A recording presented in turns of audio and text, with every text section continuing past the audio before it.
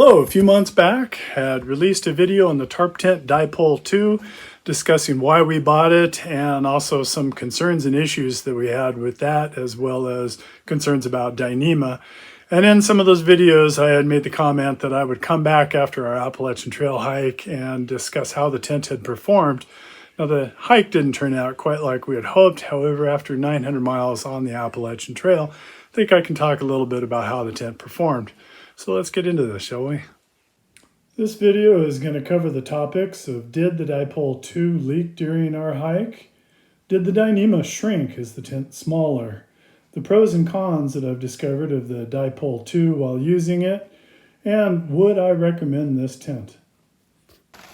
To recap why we're talking about the Dipole leaking, the tent as I received it and used it the first time had leaks both at the corners of the tent because the corners were not seam sealed, and also at the ends of the tent at the vents, and that's more of a user error. If you leave the vents down, water can come in. I tried to address the leaks by seam sealing all four corners as well as maintaining the vents up while it was raining. I should mention that Henry from Tarptent did eventually get back to me and explained that his delay was because of the large snow event in the Sierras that year, and then it took additional time for him to be able to set up a tent and try and duplicate the issue that I was seeing. He did eventually duplicate it and eventually also sent out a patch kit that you see here. I did not try to unpack this or use this on the tent because it arrived well after I left for the Appalachian Trail. So the discussion you hear now is based on my use of seam sealing. However, in his email, he indicated that he felt like the seam sealing that had been done on all the seams should be enough to prevent leaking. So did the Dipole leak? Well, in a word, yes. Yes, it did, and no, not often. Twice we had leaks in the tent. Both times occurred at night, and there's not a whole lot to see, and I didn't even try to video record it because I was more concerned with water than I was with video. However, we did get leaks in one of the corners twice. On the other hand, we had other times with good storms and rain coming in where we had no leaks occurring. So I think there's another factor out there that I just have not yet figured out. But we could not always be confident that when we got into our tent during the rainstorm, we would stay dry. Did the Dyneema shrink? Yes, it did. The Z-Pax ground sheet that formerly measured 87 inches long was now measuring about 82 inches long. And it used to measure 58 inches wide when it was brand new, and now I was getting 55.5 when it was stretched out with weights. Set up with 47-inch poles, the brand new Dipole II had square bathtub walls, was very symmetrical and sharp corners. It made it easy to get a measurement. However, the same tent a few months later, also with 47-inch poles, you can see the bathtub wall is no longer as high. Those black dots in the corners have been kind of pulled a little bit out of shape, and it makes it harder to make measurements. Depending on how I pulled the fabric and made the measurement, all my measurements were at least 1 to 3 inches shorter than what the specified numbers were on Tarptent's website.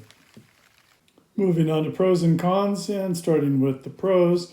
Interior room. I spent a lot of time talking about interior room on the previous videos, so I won't do too much, but the ability to put two 25-inch pads, the amount of headroom that you have to sit up inside, makes it a very enjoyable tent to spend time in. When it's not raining, condensation mitigation is excellent, both because of the two wide doors as well as the vents that you have on the end. In addition, the horizontal surfaces at the head and foot end prevent whatever condensation occurs there from getting into your head or getting onto the foot box of your quilt or sleeping bag.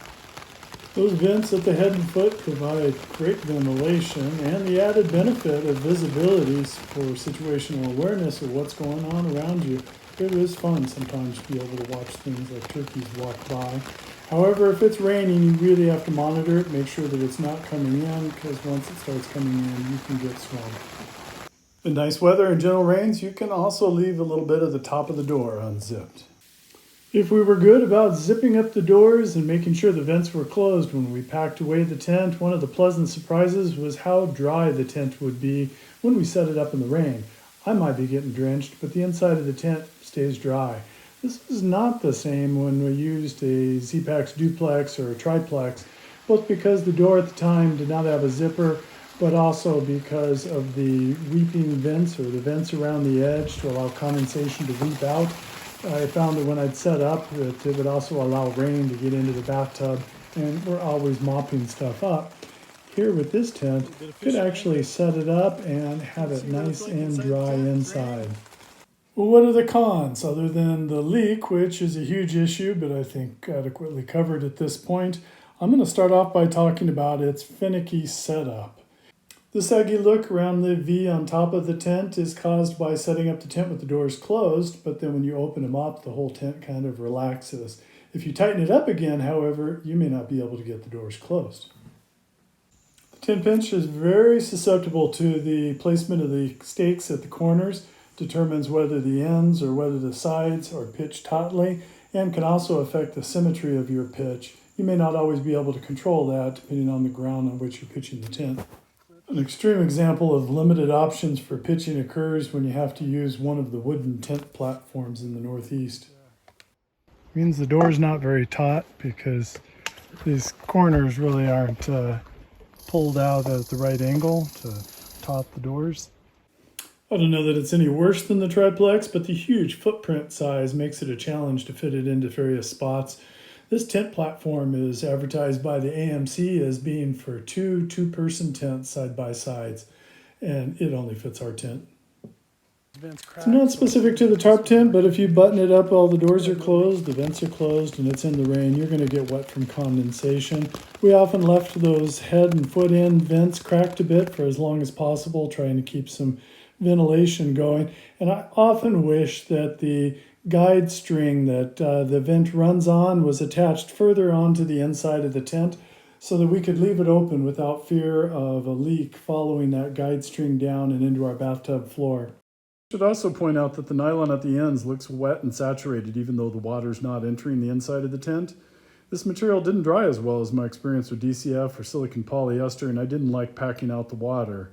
When packed after a rain, the interior often became damp when being unpacked, and I suspect a hydrophobic material like Sil Poly or DCF would work better. Well, would I recommend this tent? No, it's an $800 tent that continues to not give me any confidence on a rainy night that I'm going to wake up dry in the morning.